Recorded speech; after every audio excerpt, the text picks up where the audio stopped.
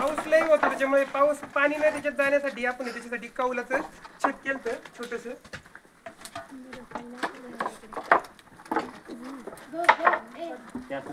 हे कंपोस्ट खत खड्डा आहे.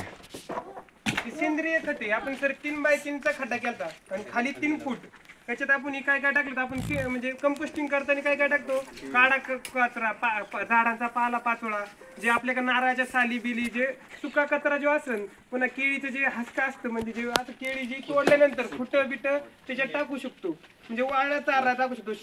शेणाचं द्रावण करायचं आपण सारवण्यासाठी जे द्रावण करतो ते सुद्धा खाली ओततो. याच्यात ट्रायकोडर मसाला टाकला आम्ही, म्हणजे जास्त करून त्याचं डिकम्पोजिशन होण्यासाठी. म्हणजे आणि याचं काय व्हायचं, सेंद्रिय खत आहे हे. आपण शेताला 50 किलो वीज करू शकतो एक पर एकरी. हे सेंद्रिय खत आहे. आणि वरती याला वरती 1.5 फूट वरती भरायचं असते याच्यावर कंपोस्टिंगच्या खड्ड्याला.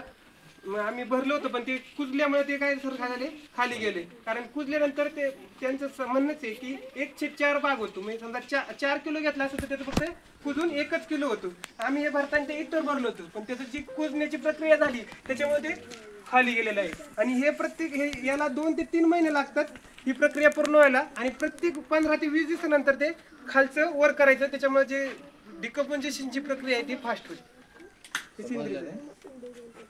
गायरे आहे ना घराकडे, बैल कुणाकडे आहे, गुरु कुणाकडे आहे, ते शेण काय करताय तुम्ही, कुठे टाकताय, कुठे टाकताय? गायरीमध्ये टाकताय ना, तेच हेच ते असंच तेच आहे, ते वेगळं काय नाही. नंतर मग उकरड म्हणून आपण जाऊन शेतावर टाकतो ना, तेच आहे ते डोक्यावर मे महिन्यात. हेच आहे ते. चल.